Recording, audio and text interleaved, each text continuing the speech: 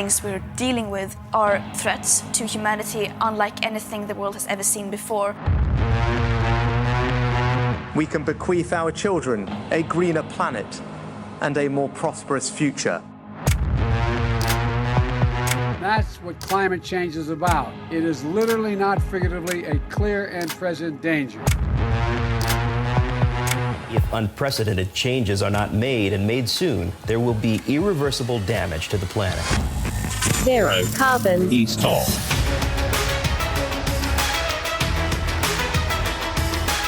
Hello and welcome to Zero Carbonista Series 5, Just Stop the Tories. I'm Ian Collins and this is the UK's #1 environment-based podcast. If it's green, it is in. And Dale, we are hot off the first introduction last week of Right Wing Nut. There's the sound effect. It's back again, early doors, 2 weeks on the bounce, and the cast list is increasing. Well, yeah, it is, isn't it? We're finding no shortage of material here. I'm loving it. Right wing nut or right wing nut? I can't remember which one I prefer, but never mind. Let's kick off with the right wing nut. Yeah, there you go. Let's just mix it up a bit. It's all about the intonation. Correct. Story at the heart of this episode's wing nut mini episode is electric car sales. UK electric car sales falling further behind since Sunak's inverted commas, screeching U-turn on climate policies. This is what industry analysts are saying. So UK sales of electric cars grew by 31% in the last 12 months we have data for to July this year. Sounds amazing. But across Europe, it's 61%. So we're growing at half the rate of Europe. And the industry says that's Sunak's fault, right? His stupid pushing back by 5 years, the deadline by which we will ban the sale of new petrol and diesel cars. It doesn't help anybody. Yeah. He said it would help people with the cost of living crisis. But Jesus, he doesn't get it, does he? If you're struggling with the cost of living, you aren't worried about buying your next new car in 7 years' time, right? True, yes, indeed. But he doesn't get that. Shall I carry on? Yeah, carry on, Dale. Well... Carry on, Dale. That's a whole other feature, right? So, joining in the story this week is Matt Letizia. Used to be a footballer, right? We saw a good footballer as well. Yeah, good footballer. He's not so good when it comes to facts, though, right? So we saw a tweet from him this week, bless him, saying that UK electric car sales are falling exponentially because they're shite, basically. And all the friends he knows has got one have had trouble with them, that kind of stuff, you know. So we had to respond and say, Matt, they grew 31%. First thing, that's not a fall. The second thing, it's obviously not exponential either. You know, que pasa? True. We didn't get an answer, but you know, hey. What he did nothing at all. So he didn't respond. I haven't seen it. At the point of speaking to you here, I haven't seen it. So I don't want to say no in case I've missed it. Well, you see, Letizia, he's an interesting character because a bit like his metaphoric cellmate, David Icke. Cellmate, did you say? Yes. They sit surrounded by tinfoil, I think. What's the technical phrase is he's gone f***ing nuts. Now, that would be an opinion, of course, if the lawyers are listening. I can't state that as a fact. He's just got different opinions, but they're very, very special. Different facts, right? And yes. As they like to say over there in the US, just got different facts. Listen, you can have your own opinions. You can't have your own facts, right? You cannot have your own facts. You can make stuff up, and that's Trump's specialty. And I think it was about Trump that somebody first said this, that they were presenting alternative facts. That's right. These are alternative facts, and this was said by someone in a senior position. Yeah, it was related to the size of his crowd for his inauguration, actually. The pictures gave the lie to his claim to have the biggest ever. It was quite sparse. Yeah. I think his first press spokesperson, he had a few, simply said it was alternative facts. But we digress because we have another right-wing nut to add into this story. Elon Musk. Muskie is back. I mean, I'm sure he's right-wing. Whether he's a nut or a wing nut, I don't know. But I'm sure he's right-wing. And this week, he's joined Rishi Sunak in some kind of AI conference. And Sunak has been beating this drum about AI for a while now, saying how I think this week we heard it was the biggest threat since a nuclear war. Mm-hmm. And, Sunak's banging on about it. This is the man, by the way, that doesn't know how to use a contactless card and whose phone ate his WhatsApp messages, so the COVID inquiry couldn't read them. I mean, it was an old Nokia, to be fair. They do eat stuff.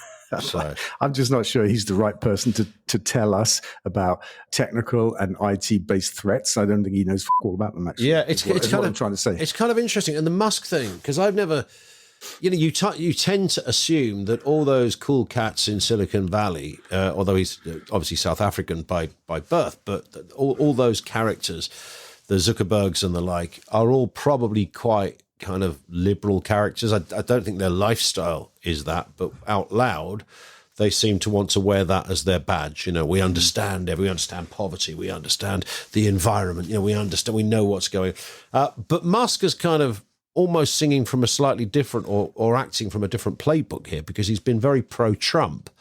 And, yes. And free speech, rabid free speech. Sorry to interrupt you. Yeah, no, indeed. It's exactly that. He's allowed people back onto Twitter and the like that would never have been allowed before. And I know there's some debate about, who gets the final say, but he certainly seems to have encouraged a lot of those unpleasant voices back into the tent. Yes. But the real reason he's in this week's Wingnut section is because he said, and this is so funny, he said that it's already funny. I haven't even heard it. That's just the build up. Okay. I'm just working the audience. He said, if AI falls into the hands of environmentalists, and by the way, he claims to be one, just park that for a second, then it'll be the end of the world, because, he says, environmentalists think that humans are bad, and therefore it's logical that if they get AI, then it will develop into a thing that kills humans, and it will be the end of the world as we know it. Wow. If environmentalists get hold of AI. And I think to myself, he's obviously been drinking the Sunak Kool-Aid this week about the threats of AI and this kind of stuff. And I think actually this is the plot of the first Terminator film. And I've always thought this about AI. When everybody keeps banging on about how dangerous it is, I think only if we give it control of fucking weapons can it actually hurt us. Yes. Surely. And that's what happens in the first Terminator film. We give control of all the weapons in the world to an AI that goes, do you know what? These people are bad. Let's just get rid of them. Yeah. Or alternatively, only if it's controlled by quits. Which is the other thing, because the list of people that are claiming to be, no, I'm in charge, Musk and co. That bothers me as much as the potential itself. Yes, and you know what? Give me a choice between AI right now, and it's not like overdeveloped in terms of its capability. Give me a choice between that and Sunak, Johnson, Truss, any of the others. I choose AI any day. I think it'd do a damn good job of running the country compared to the inhabitants of number 10 for the last couple of years. Yeah, they got some big names at this AI conference. I know what's coming. The vice president, she's there, Kamala Harris, Ursula von der Leyen, and also Nick Clegg. Remember him? Nick Clegg, little Nick. He used to be somebody, didn't he? He used to be somebody. Now he's like earning a squillion quid out of the Facebook empire over there at the Valley. But he's there.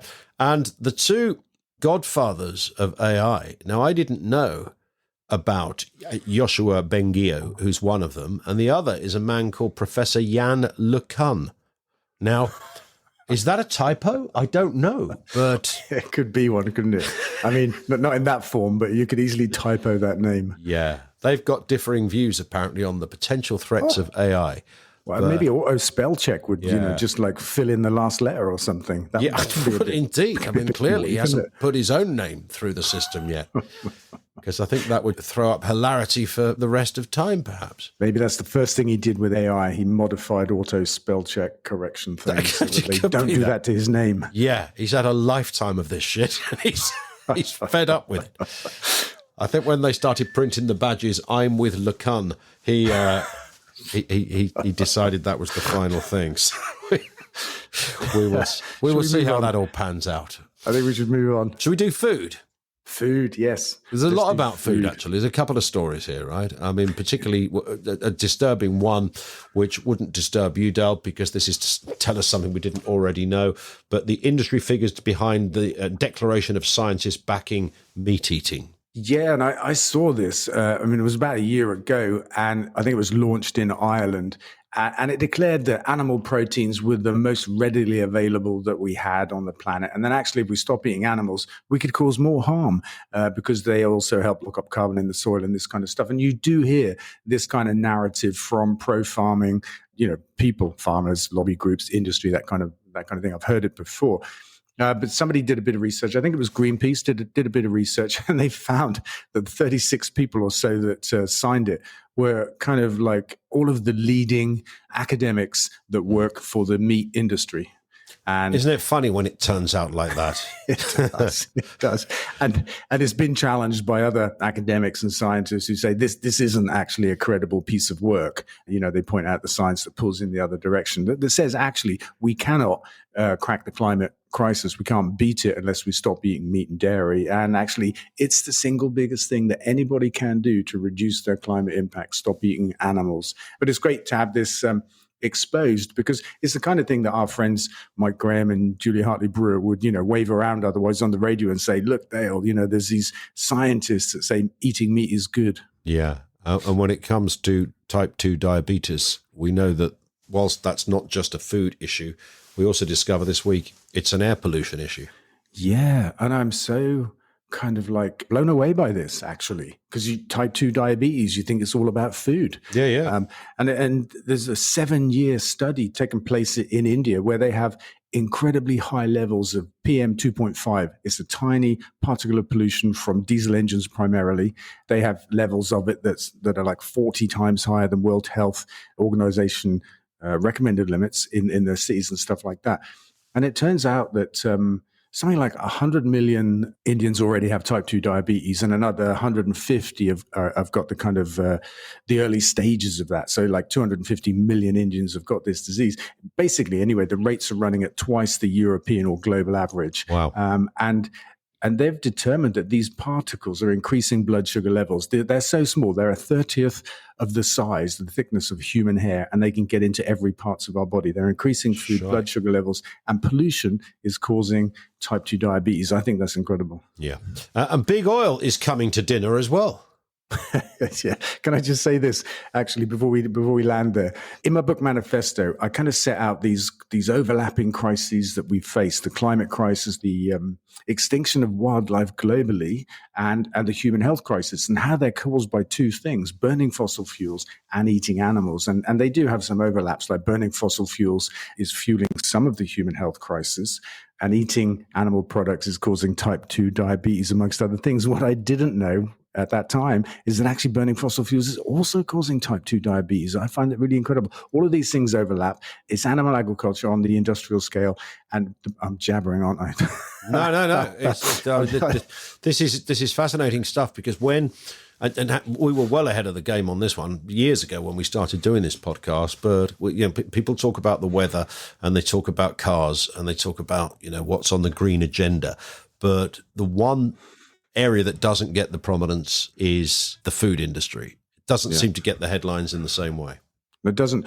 And it's a good point you made there, actually. You remind me, when we talk about electric vehicles, Rishi Sunak is defending people's right not to buy an electric vehicle because they're cheaper to run and they don't pollute the air, right? Why would you not defend people's right not to have one? Yeah. Nobody talks about the pollution and the fact that it kills people. It actually kills people as well as harms their quality of life. And now we know that the vehicle pollution, the slowing down of the move to electric vehicles, will cause type 2 diabetes in our country as well. And so it crosses over from electric vehicles into food. It's a crazy melange of problems that we're creating with these two big things: industrial animal agriculture, which means basically eating animals, and burning fossil fuels. And they're overlapping and causing all the problems we face. You know who we need on this? Batman. Professor LeCun. He's the man.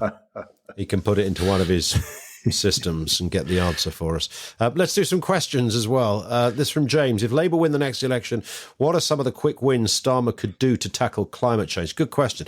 Yeah, I think he's going to come out the traps with some policies. What do you think he needs to do? Yeah, well, you know what? I think they've been really clear that on day one, they will unban onshore wind. And that's a massive thing. Hopefully, they will also take the restrictions off onshore solar, because those two technologies together need no public money. And we can build them at a rate of knots, really fast to build. They're the cheapest form of energy that we can build, and they give us energy security as well as lower bills and blah, blah, blah. We can get to 100% green electricity on the grid in less than 10 years if they make that one change to planning restrictions on those two technologies. Question from Walter. How can we convert climate deniers into understanding how monumental the climate emergency really is?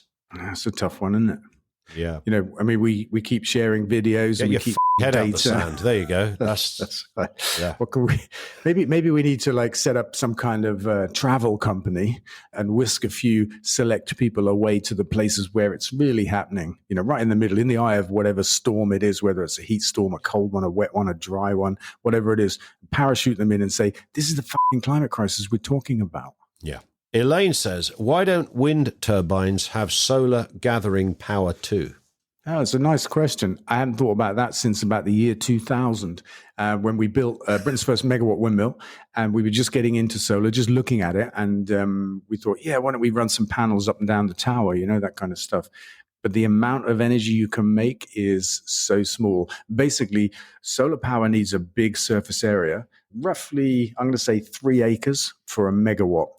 Whereas a windmill of a megawatt has got a base of, I don't know, 10 meters by 10 meters or something like that. It's very small. So wind needs less land area for the same megawatt, vastly less. And that's the reason why we don't hang solar panels on windmills. There it is.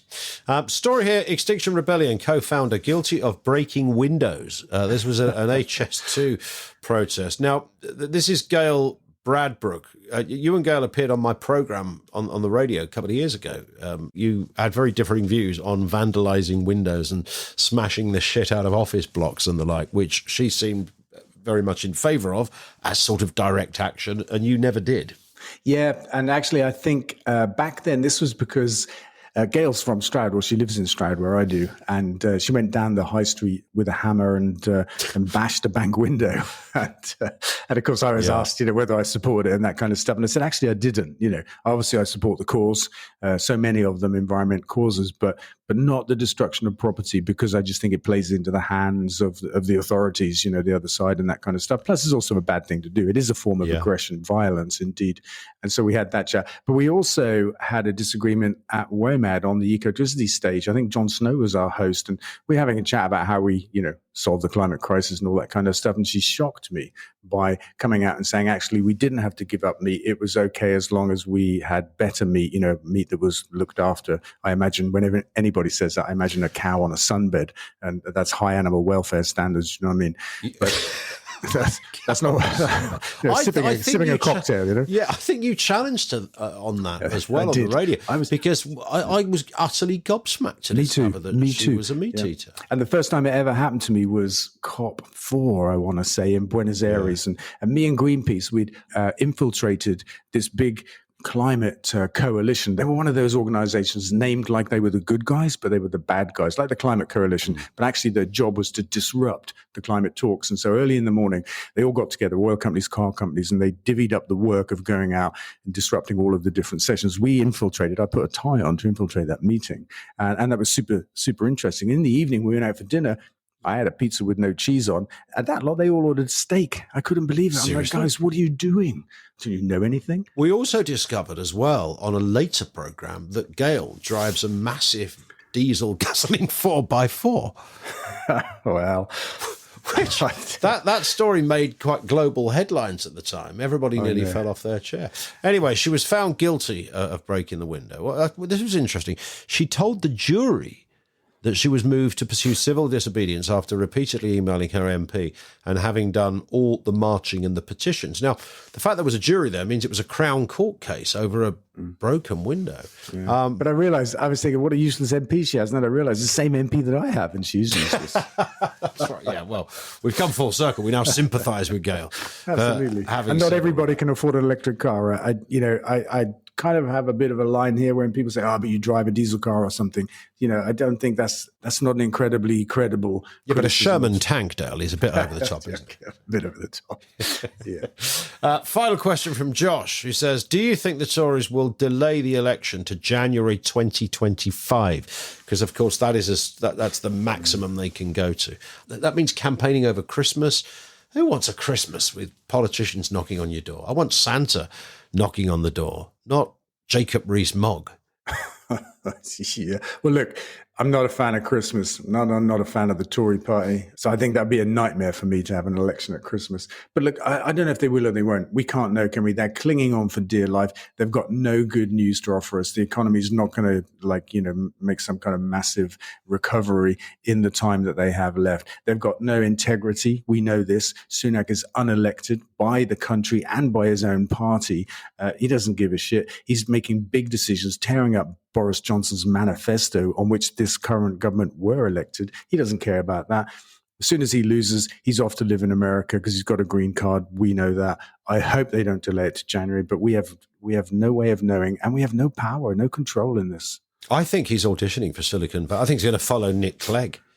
That's why he's invited Musk over for this AI lark. Because I think he's thinking Cleggy's done quite well. I could be the kind of Clegg of Twitter, working with Elon. Elon, Yeah, did you say? Elon.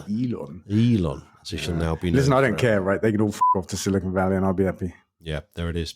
Dale, have a cracking week. Oh, is that it? That's a good note. It's a brilliant note to finish on. We'll speak in a week's time.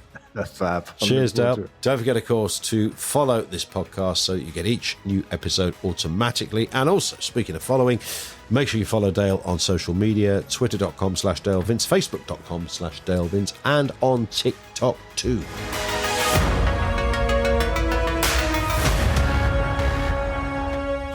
Zero carbon. East of.